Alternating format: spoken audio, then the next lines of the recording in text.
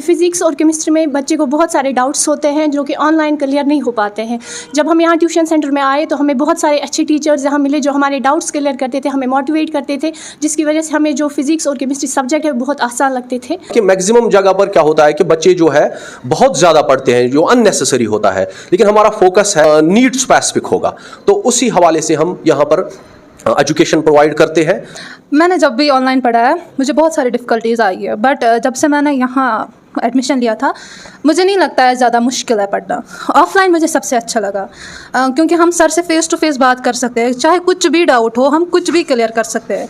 Online में इतना होता है डाउट होते हैं क्लियर भी करते हैं, बट बच्चे में बहुत सारे डाउट्स हो जो सर क्लियर नहीं कर सकते हैं, बट ऑफलाइन में कुछ भी होता है हमें क्लियर हो जाता है। बच्चों को दिक्कत क्या आती है फिज़िक्स में, बच्चों का जो फाउंडेशन रहता है दैट्स वेरी वीक।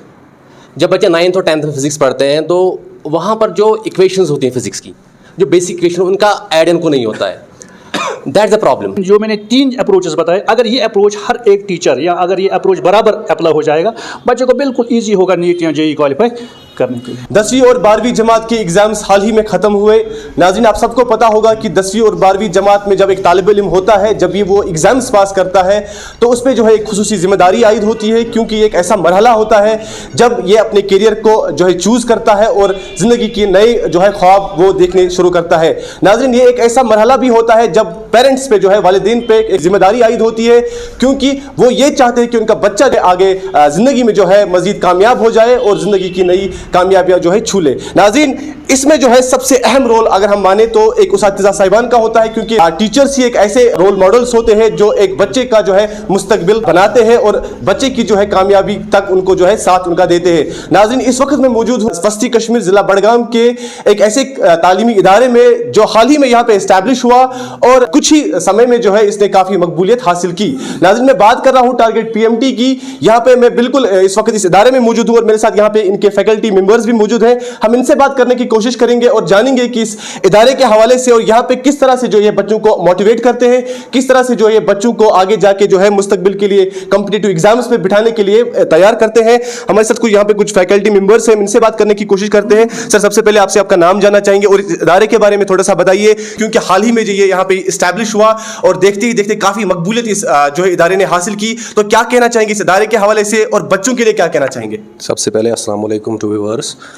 हमने लास्ट ईयर ये स्टार्ट किया यहाँ पर, तो टारगेट PMT पहली बार यहाँ इस एरिया में मेरे ख्याल में लास्ट ईयर स्टार्ट हुआ। स्टूडेंट्स को पहले श्रीनगर, परेपुरा या राजबाग जाना पड़ता था, लेकिन हमने यहाँ पर ये इनिशिएटिव स्टार्ट किया है, तो बच्चों को हम कह सकते हैं कि बहुत नज़दीक हम आए हैं विलेज लेवल तक। जो भी बच्चे यहाँ पास में जितने भी एरियाज़ हैं वो यहाँ आ सकते हैं, ये अपॉर्चुनिटी अवेल कर सकते हैं।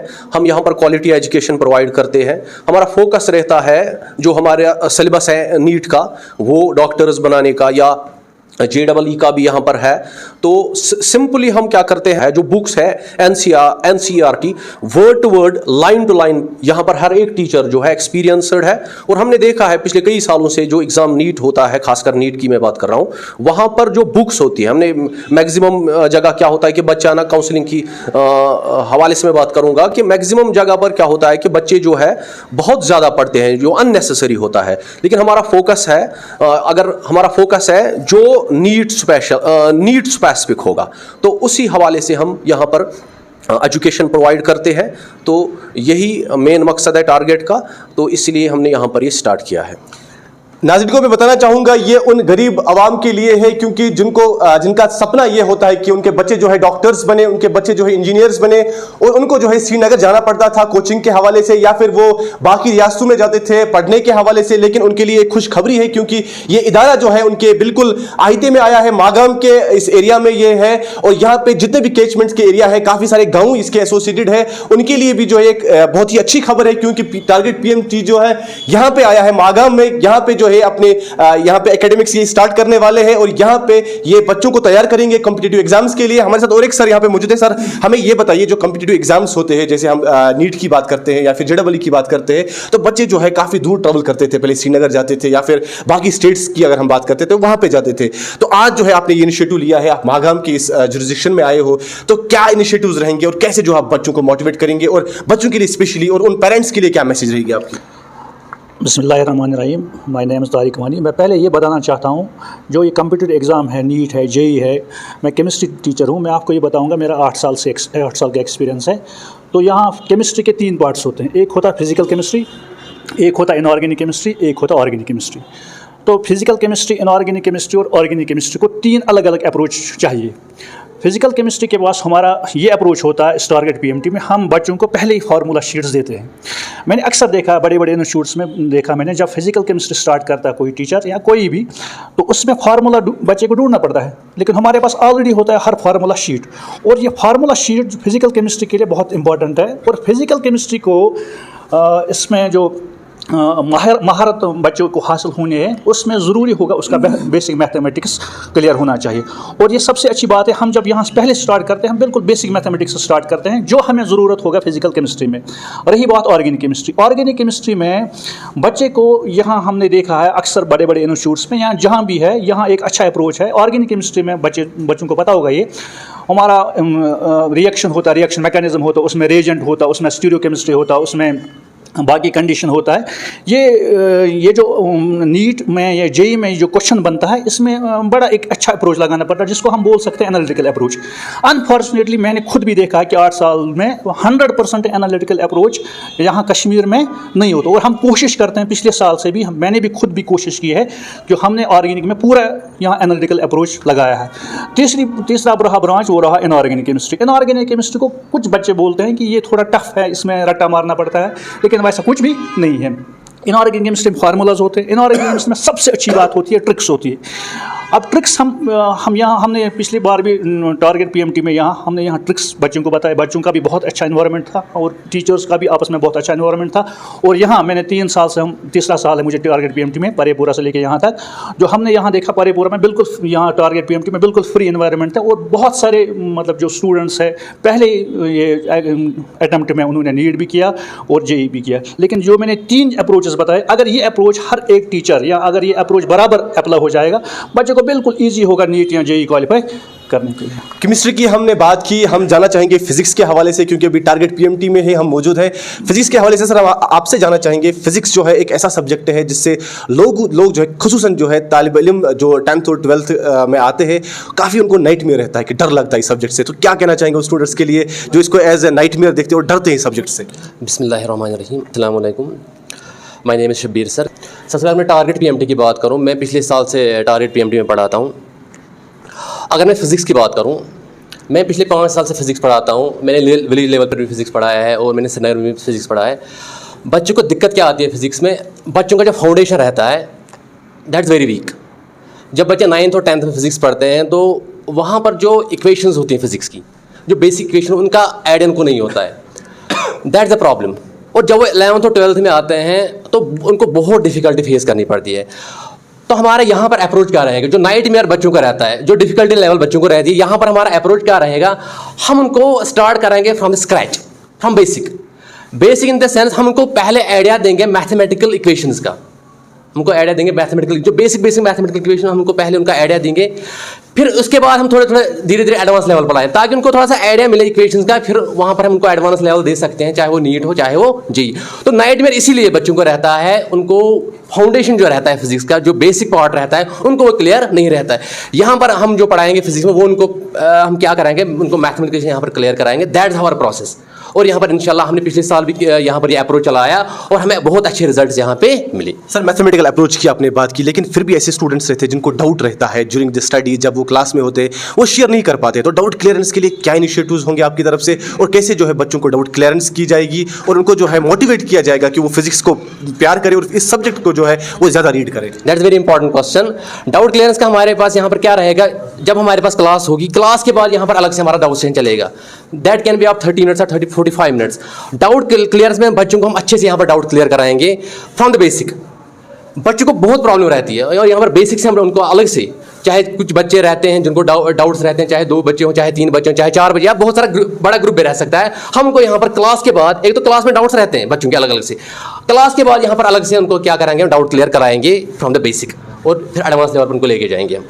नाज़रीन किराम, कोचिंग सेंटर्स तो बहुत सारे हैं इस एरिया में, लेकिन एक पेरेंट के लिए जो है ज़रूरी है कि वो अपने बच्चे के लिए क्या स्टेप उठाता है, क्योंकि यहाँ पे कई ऐसी सारी कोचिंग सेंटर्स हैं जो दावा करते हैं कि वो मयारी तालीम देते हैं, लेकिन जब वहाँ पे वो जाते हैं तो नतीजे कुछ और निकलते हैं। बहरहाल हमारे साथ और एक टीचर मौजूद है, हम इनसे जानने की कोशिश करेंगे। सर, कितना इंपॉर्टेंट है, हमने देखा है कई सारे कोचिंग सेंटर्स है, वहाँ पे एक ही टीचर जो है कई सारे सब्जेक्ट्स जो है पढ़ाता है, स्पेशलाइजेशन ऑफ सब्जेक्ट कितना इंपॉर्टेंट है, और टारगेट PMT इस हवाले से क्या इनिशिएटिव्स लेता है? हमारे पेरेंट्स जो अभी देख रहे हैं हमें, उनके लिए क्या आपकी मैसेज रहेगी?